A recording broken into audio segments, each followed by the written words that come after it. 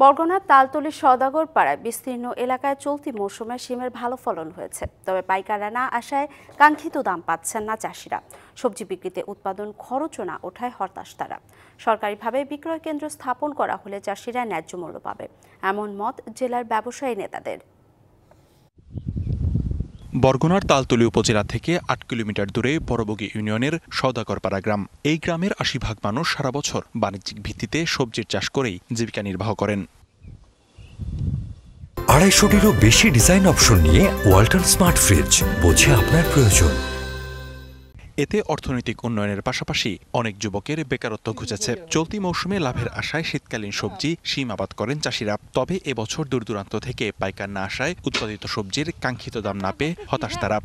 কিন্তু স্বাভাবিকভাবে মানুষ কেবল মাত্র বেচা দিয়েছে, অনেকে 2 মণ 3 মণ এইভাবে বেচা 4 মণ বেচা দিয়েছে, এর ভিতরে অনেক সিমের দাম পাইতেছে না। এখন রেট থার কথা দেখা গেছে 1000-1200 টাকা, এই জায়গায় আছে 600 টাকা। আমরা খুব অভাবে আছি আর কি।